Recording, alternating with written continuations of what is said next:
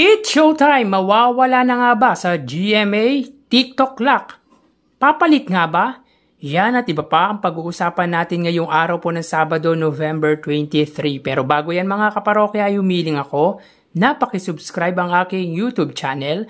Pakiclick ang bell icon para una kayong manotify sa mga bagong video na ilalabas ko. At pakidamay nyo na din na i-follow ang aking Facebook page na Mega TV at ang aking TikTok account na Kaparokya TV.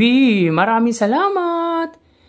So mga kaparokya, umpisa natin ang ating kwentuhan sa highest views na nakuha ng dalawang noontime show kahapon.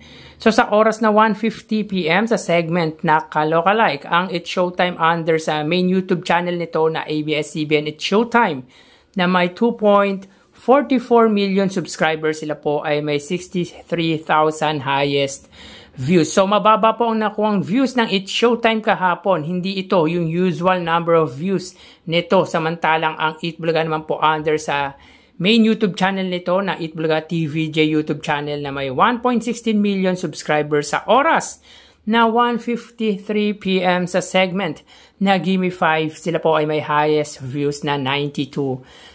So dito more than an average daily views po ang nanood live sa main YouTube channel ng Eat Bulaga at muli nitong naabot ang target number nito na 80,000. Samantalang ang Madlang People Noontime Show po ay nalayo or anlayo po sa average nito na 100,000. So punta naman po tayo mga kaparokya sa prizes na naipamahagi or naipamigay nila kahapon. So makikita dito sa data na ang It's Showtime ay may 60,000. Pero mga kaparokya, upon watching sa live Facebook ng It's Showtime ay may total of 115,000 po na naipamigay sila. Dahil sa Kalokalike po mga kaparokya ay may 90,000 po sila at sa tawag ng tanghalan ay may total of 25,000 pesos. So yun nga po ay 115,000 po ang total na naipamahagi ng noontime show ni Vice Ganda. Samantalang sa Eat Bulaga naman po mga kaparokya, makikita dito sila ay may 202,500 pesos. So bali sa 202,500, ang 7,500 dito ay galing po sa segment na Pero Fee, 15,000 sa Oh Baby Contest, 90,000 sa Sugod Bahay Mga Kapatid, 70,000 sa Gimme 5 at 20,000 naman po sa Bawal Judge, Mental Ka Ba. So mayroon po silang pinagsamang papremyo na 317,500 pesos. So in 5 days episodes mga kaparokya, meron na po silang pinagsamang 1,697,500 pesos kung saan ang 595,000 po dito ay sa It's Showtime at ang 1,152,500 po ay sa Eat Bulaga. So ang pagitan po nila mga kaparokya ay 557,500 pesos. Pabor po yan mga kaparokya sa noontime show ng Iconic Trio. So kalahating milyon po ang iniangat ng Eat Bulaga pagdating sa prizes na ipanamimigay. So malaking tulong po ang naipamahagi ng Eat Bulaga dahil consistent po sila this week sa more than 200,000 pesos na naipamigay. Samantalang 100,000 naman po sa It's Showtime. So malaking tulong po talaga yan mga parokya para sa mga kababayan nating nakipagsapalaran para manalo sa pa-contest ng dalawang noontime shows.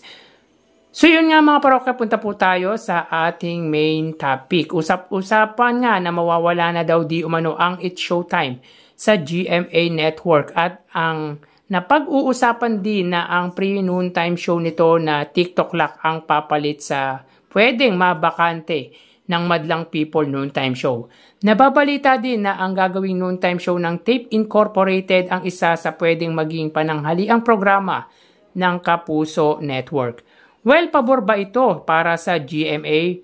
Para sa akin mga kaparokya, tingin ko naman ay oo dahil kaya naman nila mag-produce ng sarili nilang programa lalo pat napakalawak ng naaabot ng TV network nila at malakas pa ang signal. Siyempre sa It's Showtime medyo hindi ito pabor dahil kahit pa kilala na ang It's Showtime, well recognized na ito kung limited reach lang nasasagap ng TV stations na mapag-iiwanan nito, maaapektuhan pa din po ang advertisers nito. Siguro may mga solid pero malaking bagay din talaga na malawak ang TV network mo. At mas lalong magiging stable dito ang Itbulaga dahil may sarili itong TV network at solid ang mga advertisers at sponsors nito. Actually mga parokya, hindi naman nalalayo ang ratings ng GMA sa It's Showtime at ang sa tahanang pinakamasaya.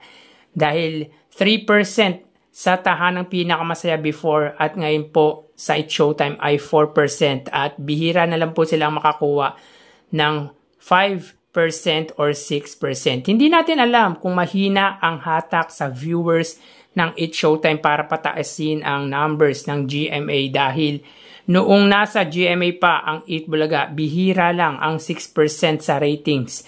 Mostly, 7% pataas ang ratings na nakukuha nito or apektado din talaga ang ratings ng GMA dahil sa dami ng TV stations meron ang It's Showtime. Ito nga mga parokya, these past few days, 4% lang talaga po ang nakukuha ratings ng Kapuso para po sa It's Showtime. Tsaka mga parokya, naka-standby ang TikTok Clock talaga para maging noontime show ng GMA Network. Parang tulad din dati sa ABS-CBN yung It's Showtime, pre-noontime show ng Wawawi ni Willie Revillame hanggang mawala ito at pumalit nga ang It's Showtime. Maganda lang sa It's Showtime mga kaparokya, well-recognized na at producer nila ang ABS-CBN kaya kahit papaano ay stable ito. Ang GMA back to zero uli kahit kilala na ang TikTok Clock. Baka nga di tumagal lalo pa if ever na makabangga nila ang dalawang haligi ng noontime show. Lalo pa ang Itbulaga na 45 years nang namamayagpag